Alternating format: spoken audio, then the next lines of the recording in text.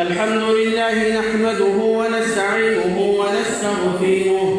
ونعوذ بالله من شرور أنفسنا ومن سيئات أعمالنا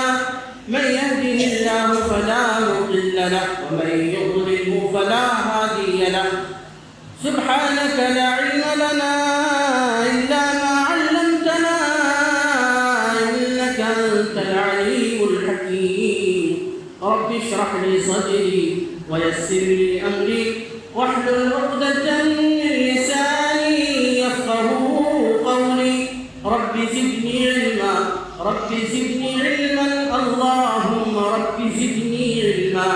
أعوذ بالله السميع العليم من الشيطان الرجيم بسم الله الرحمن الرحيم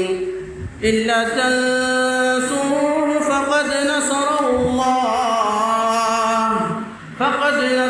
الله إذ أخرجه الذين كفروا ثاني اثنين إذ هما في الغار يقول لصاحبه لا تحزن إن الله معنا کچھ کفر نے فتنے پھیلائے کچھ ظلم نے شعلے بھڑکائے کچھ کفر نے فتنے پھیلائے کچھ ظلم نے شعلے بھڑکائے سینوں میں عداوت جاگ اٹھی انسان سے انسان ٹکرائے پامال کیا برباد کیا پامال کیا برباد کیا کمزوروں کو طاقت والوں نے جب ظلم و ستم حد سے گزرے تشریف محمد لے آئے تہذیب کی شمع روشن کی اونٹوں کے چرانے والوں میں کانٹوں کو گلوں کی قسمت دی ذروں کے مقدر چمکائے مکہ کی زمین اور عرش کہاں دم بھر میں یہاں پل بھر میں وہاں مکہ کی زمین اور عرش کہاں دم بھر میں یہاں پل بھر میں وہاں پتھر کو عطا گویائی کی اور چاند کے ٹکڑے فرمائے عورت کو حیا کی چادر دی غیرت کا غازہ بھی بخشا شیشوں میں نزاکت پیدا کی کردار کے جوہر چمکائے توحید کا دھارا رک نہ سکا توحید کا دھارا رک نہ سکا اسلام کا پرچم جھک نہ سکا کفار بہت کچھ جھجھلائے شیطان ہزاروں بل کھائے جب ظلم و ستم حد سے گزرے تشریف محمد لے آئے اللہ رب العالمین کے لیے سبھی طرح کی شکر و سپاس برائی بزرگی کی بیائی عظمت تعظیم توقیر احترام کی جتنے بھی الفاظ اور کلمات کے اسی رب کی شایان شان ہے اور اسی رب کی گنگان ہم کرتے ہیں نبی اکرم جناب محمد رسول اللہ صلی اللہ علیہ وسلم کے اوپر پیشگاہ درود و سلام نازل اللهم صل على محمد وعلى آل محمد كما صليت على إبراهيم وعلى آل إبراهيم إنك حميد مجيد اللهم بارك على محمد وعلى آل محمد كما باركت على إبراهيم وعلى آل إبراهيم إنك حميد مجيد محمد رسول اللہ صلی اللہ علیہ وسلم کے حوالے سے آج کا خطبہ جمعہ ہے نبی کریم صلی اللہ علیہ وسلم کے حقوق کیا ہے امت کے اوپر یعنی ان کے ماننے والوں کے اوپر یعنی ہمارے اوپر آپ صلی اللہ علیہ وسلم کے تئیں ہمیں کون سا کام کرنا چاہیے، اسی پر گفتگو ہوگی۔ اللہ تعالیٰ کہنے سننے سے زیادہ نیک عمل کرنے کی توفیق سے نواز دے، آمین یا رب العالمین۔ اب اللہ کے نبی صلی اللہ علیہ وسلم کے تعلق سے جب بات آئے تو سب سے پہلے تو یہ سمجھنا چاہیے وَإِنَّكَ مِنَ الْمُرْسَلِينَ، آپ صلی اللہ علیہ وسلم رسول ہیں۔ سمجھنا چاہیے وَإِنَّكَ لَعَلَىٰ خُلُقٍ عَظِيمٍ، اللہ کہہ رہا ہے نبی کے بارے میں، اے نبی آپ اخلاق کا جو سب سے اعلیٰ درجہ ہو سکتا ہے، اخلاق کا سب سے آخری چھوڑ جو ہو سکتا ہے، آخری مقام جو ہو سکتا ہے، اسی مقام کے اوپر آپ فائز ہو۔ إِلَّا تَنْصُرُوهُ فَقَدْ نَصَرَهُ اللَّهُ، اس نبی کے بارے میں اللہ کہتا ہے کائنات کے لوگوں اگر تم اس حبیب کی، اس نبی کی، اس محمد، اس احمد کی مدد نہیں کرو گے، نہیں کرنا چاہتے ہو نہ کرو، اس لیے کہ اللہ نے ان کی مدد ان کی زندگی میں کی ہے، اور ان کی وفات ہو جانے کے بعد قیامت تک کے لیے اللہ رب العالمین محمد عربی صلی اللہ علیہ وسلم کی مدد فرمائے گا۔ ہمیں ضرورت نہیں ہے کہ محمد رسول اللہ صلی اللہ علیہ وسلم کے نام کو زندہ کریں گے تب نبی کا نام زندہ ہے۔ ہم اگر نبی کی مدد نہ کریں تب بھی اللہ کے نبی صلی اللہ علیہ وسلم کا نام گمنام نہیں ہو جائے گا، وہ اللہ زندہ رکھے گا۔ اللہ اکبر کی صدائیں جو بلند ہوتی ہے، کائنات کے دشمنان اسلام اور ملک ہندوستان کے دشمنان اسلام دیگر چیزوں کو چھوڑ کر اذان کے پیچھے جو پڑ گئے، وجہ کیا ہے؟ لقد ضم الالہ اسم النبی مع اسمہ اذا قال المؤذن فی الخمس اشہد، جہاں اللہ کا نام آتا ہے رسول اللہ کا نام آئے گا، جہاں اللہ کا ذکر بلند کیا جاتا ہے رسول اللہ کا ذکر بلند کیا جائے گا، جہاں اللہ کے قرآن کی بات آئے گی وہاں مصطفیٰ جان رحمت کے فرمان کی بات آئے گی، جہاں اللہ رب العالمین کو رب العالمین کہا جائے گا وہیں محمد مصطفیٰ صلی اللہ علیہ وسلم کو رحمت للعالمین کہا جائے گا۔ نبی اقدس جناب محمد رسول اللہ صلی اللہ علیہ وسلم کے نام کو عرفہ و اعلیٰ کیا ہے تو اللہ نے کیا ہے۔ اللہ کے نبی سرور کائنات صلی اللہ علیہ وسلم کی حفاظت اگر اللہ نے ان کی زندگی میں فرمائی، ہجرت کے موقع پہ جہاں لوگ خون کے پیاسے ہیں اللہ نے حفاظت فرمائی، یہودیہ عورت نے کھانے میں زہر ملا کر کے پیش کر دیا، اللہ تعالیٰ نے وہاں پر اللہ کے نبی سے کہا اٹھ جاؤ ایسے دسترخوان سے، اللہ تعالیٰ نے اپنے نبی صلی اللہ علیہ وسلم کی حفاظت فرمائی۔ طائف کے اوباشوں بدماشوں جنہوں نے محمد رسول اللہ صلی اللہ علیہ وسلم کو آخری انسانیت کے درجے سے گر کر کے جہاں انسانیت ختم ہو جائے، محمد عربی صلی اللہ علیہ وسلم کو اوباشوں نے اتنا مارا کہ آپ کے پاؤں مبارک کی جوتیوں میں خون جم گئے۔ تصور کیجیے حکایات نہیں ہے، اس موقع پر اگر اللہ نے حفاظت فرمائی ہے تو وہی اللہ جس کا وعدہ ہے کہ لوگوں محمد عربی مصطفیٰ جان رحمت رحمت للعالمین آمنہ کے لال سرور کونین سردار انبیاء محمد رسول اللہ صلی اللہ علیہ وسلم کی حفاظت ہم رہی دنیا تک کرتے رہیں گے۔ لیکن ہم نے بھی تو کلمہ پڑھا، آپ صلی اللہ علیہ وسلم کا امتی، ہم بھی اپنے آپ کو بتاتے ہیں۔ ہمیں کیا کرنا چاہیے کہ محمد رسول اللہ صلی اللہ علیہ وسلم کے کچھ حقوق ہم اپنے طور پر ادا کر سکیں۔ پہلا، ہم نبی کی ذات پر ایمان لاتے ہیں، نبی کو اللہ کا نبی رسول اللہ مانتے، تو پہلا حق بنیادی یہی ہے کہ ہم نے اگر محمد صلی اللہ علیہ وسلم اللہ کا رسول اور نبی مانا تو اسی ایمان کے اوپر ثابت قدم رہے۔ فآمنوا باللہ ورسولہ والنور الذی انزل معہ، اے لوگو ایمان لاؤ اللہ پر، رسول پر ایمان لاؤ، اور اس کے ساتھ جو نور نازل کیا گیا یعنی قرآن پاک کے اوپر ایمان لاؤ۔ قل یا ایھا الناس انی رسول اللہ الیکم جمیعا لہ ملک السماوات والارض یحیی ویمیت لا الہ الا هو یحیی ویمیت فآمنوا باللہ ورسولہ، اے لوگو محمد رسول اللہ صلی اللہ علیہ وسلم سے اللہ نے کہلوا دیا کہ اے محمد آپ کہیے اے لوگو مجھے اللہ نے تم سب کا اس دنیا میں رسول بنا کر بھیجا ہے، لہذا تم میری رسالت کے اوپر ایمان لاؤ، مجھے رسول مانو۔ اب اس کی تو کوئی شک نہیں، ہم محمد صلی اللہ علیہ وسلم کو اپنا رسول مانتے ہیں۔ وجہ یہ بات کہی جا رہی ہے کائنات کے ہر فرد بشر سے، اس دنیا میں جو بھی ہے، چاہے وہ انسان ہو چاہے وہ جنات ہو، سب کے لیے محمد رسول اللہ صلی اللہ علیہ وسلم رسول ہیں۔ اس لیے اس مفہوم کو سمجھنا ہوگا لوگوں کو، اور آپ صلی اللہ علیہ وسلم کو کائنات کا رسول نہیں بلکہ کائنات کا آخری رسول تسلیم کرنا ہی پڑے گا۔ تو پہلی بات یہ ہے کہ محمد رسول اللہ صلی اللہ علیہ وسلم کی نبوت اور رسالت کے اوپر ایمان لایا جائے۔ بے شک ہم نے آپ صلی اللہ علیہ وسلم کو رسول مانا، لیکن رسول ماننے کا صحیح مفہوم کیا ہے؟ آپ کو ہم نے رسول مانا تو آپ صلی اللہ علیہ وسلم کا جو بھی حکم ہے،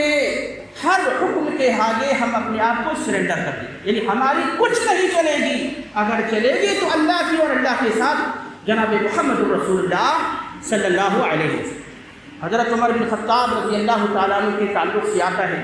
صحابہ بیٹھے ہیں، نبی کریم صلی اللہ علیہ وسلم کی محفل مبارک سجی ہوئی ہے۔ عمر بن خطاب رضی اللہ تعالیٰ عنہ نے توریت کا ایک نسخہ نکالا، کچھ پیپرز اور توریت جو حضرت موسیٰ علیہ السلام کے اوپر کتاب اللہ نے آسمان سے نازل فرمائی، وہ کتاب ہے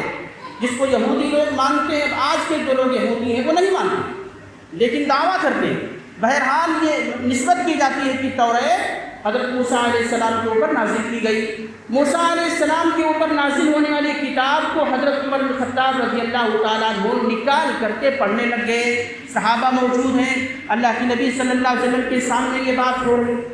اللہ کے نبی صلی اللہ علیہ وسلم کی طرف عمر ابھی نہیں دیکھ رہے۔ عمر رضی اللہ تعالیٰ عنہ اس توریت کے پیپر کو، اوراق کو، پنوں کو پڑھنے میں لگے ہوئے ہیں۔ اتنے میں جب دیر ہونے لگی تو کچھ صحابہ نے کہا، اے عمر، کیا تم جناب محمد رسول اللہ صلی اللہ علیہ وسلم کا چہرہ انور نہیں دیکھ رہے ہو؟ کیا نبی خدا جناب محمد عربی صلی اللہ علیہ وسلم کے چہرے مبارک کی طرف تمہاری نگاہ نہیں جا رہی ہے؟ عمر بس کرو، اس لیے کہ ہمارے حبیب کائنات کے سردار محمد رسول اللہ صلی اللہ علیہ وسلم غضبناک ہو رہے ہیں، غصے کی وجہ سے آپ کے چہرے کی رنگت تبدیل ہو رہی ہے، لال اور پیلے ہو رہے ہیں۔ حضرت عمر بن خطاب رضی اللہ تعالیٰ عنہ نبی کی طرف دیکھنے لگے۔ نبی اکرم صلی اللہ علیہ وسلم نے غصے کے انداز میں فرمایا، اے عمر، لو کان موسیٰ حیا فما وسعہ الا اتباعی، میرے سامنے جو موسیٰ کے اوپر جو تورات نازل ہوئی ہے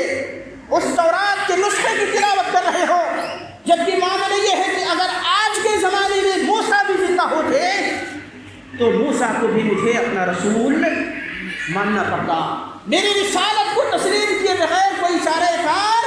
نہیں رہتا۔ اور یہ بات بھی واضح ہے، عیسیٰ علیہ السلام بھی اللہ کے نبی، عیسیٰ علیہ السلام کو عیسائی مانتے ہیں، عیسیٰ علیہ السلام کو اللہ نے زندہ آسمان پر اٹھا لیا ہے۔ قیامت قائم ہونے سے پہلے حضرت عیسیٰ علیہ السلام کو اللہ تعالیٰ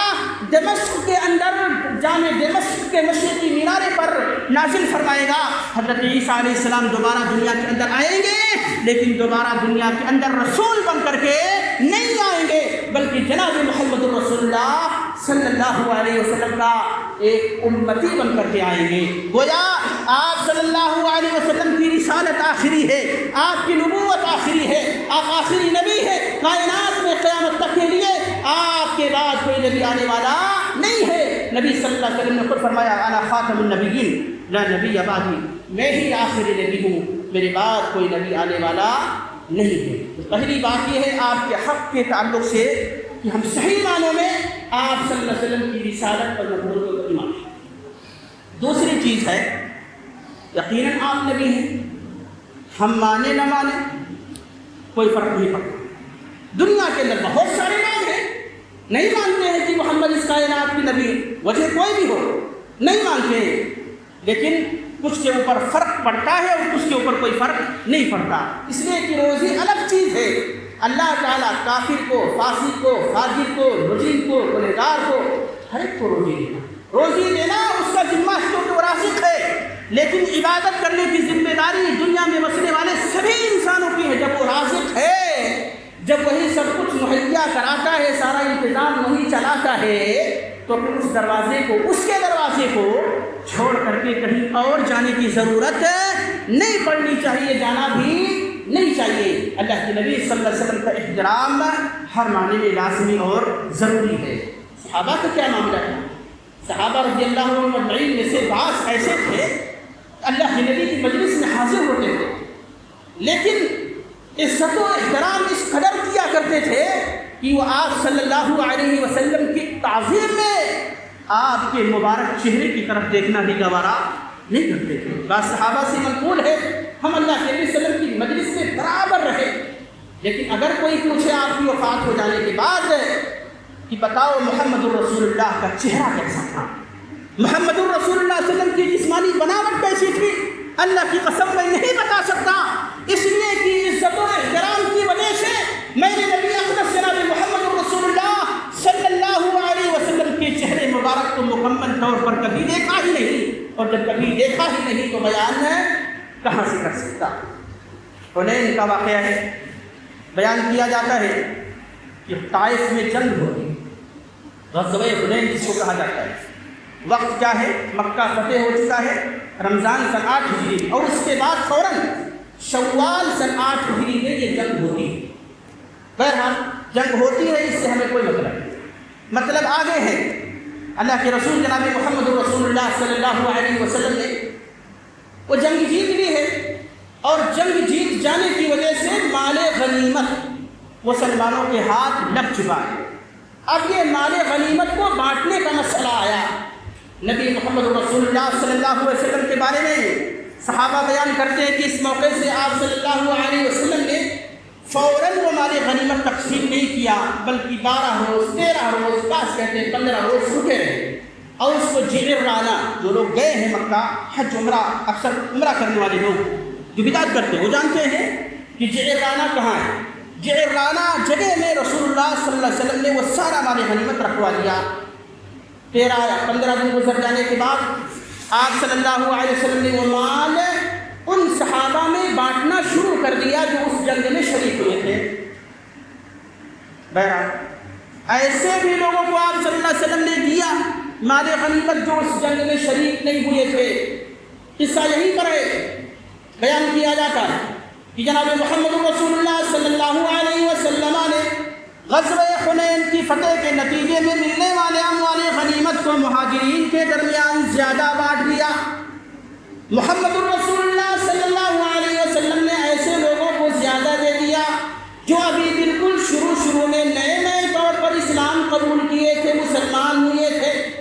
جب بعض صحابہ نے یہ منظر دیکھا تو ان کے دلوں میں یہ بات ناگوار ہی نہیں گزری، بلکہ بعض انصار صحابہ نے اعتراض بھی جتلایا، او کائنات کے امام محمد الرسول اللہ صلی اللہ علیہ وسلم، یہ کیا ماجرا ہے؟ ہم نے ہر مقام پر آپ کا ساتھ دیا، ہم آپ کے ساتھ قربان ہو گئے، جان و مال سے سب کچھ اللہ کی رضا کے لیے آپ کے دفاع میں ہم نے لگا دیا، لیکن یہ مہاجرین میں ایسے لوگ جو بالکل ابھی فتح مکہ کے موقع پر اسلام لے کے آئے، آپ نے مال غنیمت میں زیادہ حصہ ان کو دے دیا، 100 اونٹ انہیں دیا، اور ہم انصار صحابہ کو 12 اونٹ 8 اونٹ 4 اونٹ تقسیم کیے۔ آخر ایسا کیوں؟ محمد رسول اللہ صلی اللہ علیہ وسلم کے کانوں تک جب یہ بات پہنچی، آپ نے ان صحابہ کو، انصار صحابہ کو جمع کیا ایک جگہ پر، اور ان سے پوچھا، میرے انصار ساتھیوں، کیا تم نے میرے بارے میں ایسی باتیں کہی ہیں؟ انصار صحابہ نے کہا، اللہ کے رسول ہم نے کہی ہے، یقیناً کہی ہے، اس لیے کہ ہمیں دکھ ہوا ہے۔ آپ نے ایسے لوگوں کو زیادہ دیا جو ابھی نئے اسلام کی خاطر انہوں نے کوئی خاص قربانی نہیں دی ہے، اور ہم ہمیشہ آپ کے ساتھ قربانیاں دیتے رہے، اور جب مال لینے کی نوبت آئی ہے تو آپ نے ان کو بہت کم دیا۔ اللہ کے رسول صلی اللہ علیہ وسلم کیا فرماتے ہیں؟ کہتے ہو میرے انصار ساتھیوں، کیا بات یہ نہیں تھی کہ میرے آنے سے پہلے، یعنی مدینہ منورہ ہجرت کر کے مدینہ پہنچنے سے پہلے تم سارے لوگ گمراہ تھے، اللہ نے میرے ذریعے تمہیں ڈالا۔ تمہارا عالم یہ تھا کہ آپس میں ایک دوسرے سے لڑتے رہتے تھے، اوس و خزرج ایک دوسرے سے، تم اور یہود کے قبیلے آپس میں ہمیشہ ایک دوسرے کے ساتھ لڑائیاں کیا کرتے تھے، منتشر تھے۔ کیا میرے آنے کی وجہ سے اللہ نے تمہیں متحد نہیں کر دیا؟ او میرے انصار صحابہ، کیا بات یہ نہیں ہے کہ میرے مدینہ پہنچنے سے پہلے سارے کے سارے تم لوگ محتاج تھے، اتنا مال و دولت تمہارے پاس نہیں تھا جتنا میرے آنے کے بعد ہوا۔ انصار صحابہ ہر ایک سوال کے جواب میں نبی صلی اللہ علیہ وسلم سے کہتے رہے اللہ کے نبی بات ایسے ہی ہے، بات ایسے ہی ہے، بات ایسے۔ محمد رسول اللہ صلی اللہ علیہ وسلم نے اس کے بعد فرمایا میرے انصار ساتھیوں بات ایسے نہیں ہے، کچھ ہے کچھ نہیں ہے۔ اگر تم چاہتے تو کہہ سکتے تھے کہ اے محمد تم کو مکے والوں نے بھگا دیا اور ہم نے تمہیں بنا، تمہیں مکے والوں نے اس حال میں بھگایا، تمہارے ساتھیوں کو بھگایا کہ تمہارے پاس کچھ نہیں تھا، مدینہ آئے ہم نے بھرپور طریقے سے تمہارا ساتھ دیا۔ اے محمد تم محتاج تھے، تمہارا کوئی ساتھ دینے والا نہیں تھا، لیکن ہم نے ساتھ دیا۔ اے انصار صحابہ تم نے یہ بات نہیں کہی، اگر چاہتے تو کہہ سکتے تھے۔ انصار صحابہ اتنی باتوں پہ رونے لگے، زاروں قطار رو رہے ہیں،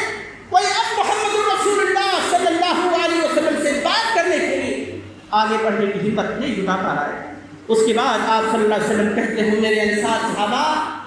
دنیا کی ایک معمولی سی چیز کو لے کر کے تم دھوکے میں آ گئے، آخرت کے مقابلے میں دنیا کی کیا حیثیت ہے؟ یہ تھوڑا سا مال و زر ہے جو میں نے ان دو مسلموں کی ہمت افزائی کے لیے دیا ہے، کیونکہ اسلام ابھی ان کے دلوں میں مکمل طور پر رچا بسا نہیں ہے، اور تمہارے دلوں میں اسلام رچ بس چکا ہے۔ وہ میرے انصار ساتھیوں لوگ کہیں بھی جائیں لیکن میں دوبارہ مدینے کی طرف ہی پلٹ کر کے جاؤں گا، اور میری وفات مدینے کے اندر ہوگی، انصار صحابہ کے بیچ ہوگی۔ لوگ ایک وادی کا رخ کریں اور انصار جس وادی کا رخ کریں، میں انصار کی وادی کی طرف جاؤں گا۔ انصار اندر والے ہیں اور باقی جتنے ان کے علاوہ سب باہر والے ہیں۔ انصار کی مثال ایسے ہے کہ وہ جو لباس اندر ہوتا ہے وہ لباس ہے، اور باقی لوگوں کی مثال ایسے ہے جو لباس جسم کے اوپر ہوتا ہے باہر ہوتا ہے، وہ لباس دوسرے لوگ ہیں۔ اللہم ارحم الانصار وارحم ابناء الانصار وارحم ابناء ابناء الانصار۔ رسول اللہ صلی اللہ علیہ وسلم نے دعا فرمائی اللہ انصار کے اوپر رحم فرما، انصاریوں کے بیٹوں کے اوپر رحم فرما، انصاریوں کے پوتوں کے اوپر رحم فرما۔ یہ حالت ہے نبی کریم جناب محمد رسول اللہ صلی اللہ علیہ وسلم سے لگاؤ کی، آپ سے محبت کی، آپ سے تعظیم رکھنے کی۔ محمد رسول اللہ صلی اللہ علیہ وسلم کے ساتھیوں نے جو لگاؤ آپ کے ساتھ دیا ہے ویسا لگاؤ کائنات میں کسی اور کے ساتھ کوئی پیش نہیں کر سکتا۔ اور یہی بات ابو مسعود ثقفی نے کہی تھی کہ لوگوں تم محمد اور اس کے ساتھیوں کے بارے میں بات کرتے ہو، مکہ کے لوگوں بات یہ ہے کہ میں نے قیصر و کسریٰ نجاشی کے بادشاہوں کو بھی دیکھا، لیکن میں نے ان بادشاہوں کو ان کے لوگوں کی تعظیم ایسی کرتے ہوئے نہیں دیکھا جیسے میں نے یہ دیکھا کہ محمد کے ساتھی محمد کی تعظیم کرتے۔ کیا کرتے؟ محمد الرسول اللہ کی زبان مبارک سے اگر تھوک نکلتا ہے اس تھوک کو یہ صحابہ اپنے جسموں کے اوپر رگڑنے لگ جاتے ہیں، مرنے لگ جاتے۔ محمد الرسول اللہ اگر وضو کا پانی طلب کرے پانی دینے کے لیے ان کے درمیان لڑائیاں ہونے لگتی ہیں۔ محمد الرسول اللہ جب گفتگو کرتے ہیں انتہائی اطمینان اور خاموشی کے ساتھ سنتے ہیں۔ محمد الرسول اللہ کی طرف نگاہ بھر کر کے کبھی ہمت کے ساتھ دیکھا نہیں کرتے ہیں۔ لوگوں محمد اور اس کے ساتھیوں کو ان کی حالت پر چھوڑ دو، اور بالکل وہی حال اللہ توفیق دے ہمارا بھی لگاؤ محمد رسول اللہ صلی اللہ علیہ وسلم سے ایسے ہو جیسے صحابہ کا تھا۔ ہم نے نبی کو دیکھا نہیں، ملاقات نہیں کی ہے، اللہ کے نبی فرماتے ہیں کہ ہم زیادہ خوش نصیب ہیں۔ خوشخبری اس کے لیے جس نے مجھے دیکھا مجھ پر ایمان لائے، ایک خوشخبری، لیکن جس نے نہیں دیکھا وہ ایمان لایا اس کے لیے 7 مرتبہ خوشخبری ہے۔ اور ہم بھی نبی کو دیکھ سکتے ہیں۔ بعض صحابی آتے ہیں کہتے ہیں اللہ کے نبی کیسے ملاقات ہوگی جنت میں آپ سے؟ آپ تو جنت کے بڑے بڑے محلات کے اندر ہوں گے اور ہم نیچے نہ ہوں گے۔ اللہ کے نبی نے فرمایا اگر بات ایسی ہے تو زیادہ سے زیادہ نفلی نمازیں پڑھو، اللہ سے دعا کرو۔ ہم بھی نفلی نمازیں پڑھ سکتے، پڑھنا چاہیے اور دعا کرنی چاہیے۔ یقیناً اللہ رب العالمین ہماری ملاقات ہمارے نبی محمد رسول اللہ صلی اللہ علیہ وسلم سے کروائے۔ اللہ تعالیٰ پہلے سننے سے زیادہ نیک عمل کرنے کی توفیق عطا فرمائے، محمد رسول اللہ صلی اللہ علیہ وسلم کے سچے حقوق کو پہچاننے کی بھی توفیق عطا فرمائے، ہمیں قائم دائم رکھ اسلام اور ایمان کو۔ آمین۔ وآخر دعوانا الحمد للہ رب العالمین۔ ان اللہ وملائکتہ یصلون علی النبی یا ایھا الذین آمنوا صلوا علیہ وسلموا تسلیما۔ اللهم صل على محمد وعلى آل محمد كما صليت على إبراهيم وعلى آل إبراهيم إنك حميد مجيد۔ اللهم بارك على محمد وعلى آل محمد كما باركت على إبراهيم وعلى آل إبراهيم إنك حميد مجيد.